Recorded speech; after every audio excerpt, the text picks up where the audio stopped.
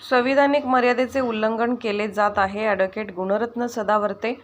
आरक्षणाचं राजकारण केलं जात आहे. संविधानिक मर्यादेचं उल्लंघन केलं जात आहे.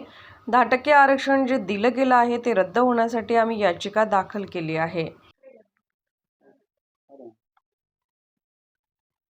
सर, मराठा आरक्षणाविरोधात आपण याचिका दाखल केली आहे. काय आहे?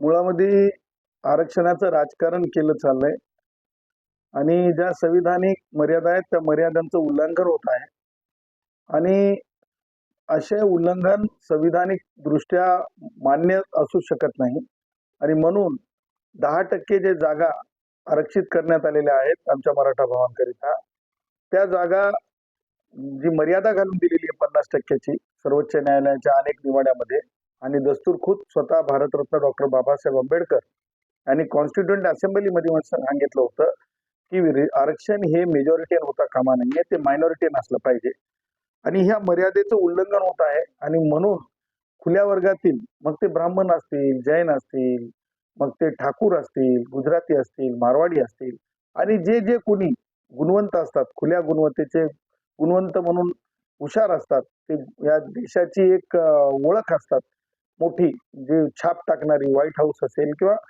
ज्याला म्हणतो आपण स्पेस सायन्स असेल, अशा वरिष्ठ आणि मोठ्या पदांवर देशाची ओळख दाखवणारे जे पदं असतात त्याच्यासाठीच्या ह्या खुल्या जागा आहेत आणि ह्या जनरल सीट्स कोणत्याही परिस्थितीमध्ये कमी होऊ नये आणि त्यामुळे 10% जे आरक्षण दिलं गेलं होतं ते आरक्षण रद्द होण्यासाठी आम्ही याचिका दाखल केलेली. सर, काल देवेंद्र फडणवीस यांनी सभागृहात एक घोषणा केली 10% आरक्षण भरतीला देखील देण्यात येणार आहे, असं म्हटलं. मुद्दा असा आहे की सरकारचं काम करत आहे. शेवटी ह्या देशामधला सार्वजनिकपणे, या राज्यामधला सार्वजनिकपणे खुला वर्ग जो आहे त्या वर्गात तो वर्ग ज्याला जनरल कॅटेगरी म्हणतात, त्या जागा कमी होऊ नये हा आमचा उद्देश आहे. आणि मागच्याही वेळेस म्हणजे दुसऱ्यांदा ज्यावेळेस रिझर्वेशन देण्यात आलं होतं त्यावेळेस माननीय उच्च न्यायालय मुंबई यांनी जी नोकर भरती होती ती नोकर भरती करता येणार नाही असं सांगितलेलं होतं किंवा सरकारच्या वतीने स्टेटमेंट करण्यात आलं होतं की मागच्या वेळेस दिलेलं आरक्षण सुद्धा त्यावेळेस त्यांनी लागू केलं नव्हतं. मान्य मुंबई उच्च न्यायालयासमोर येऊन सांगितलं होतं. तोच आदेश जो आहे तो पुन्हा एकदा मान्य उच्च न्यायालयाला दाखवू की मागच्या वेळेस सुद्धा अशीच नोकर भरती आणली होती, जेव्हा मागे त्यांनी आरक्षणाचा कायदा आणला होता त्यावेळेस या कोर्टासमोर त्यांनी स्टेटमेंट केलं होतं सरकारने की आम्ही ती भरती करणार नाही.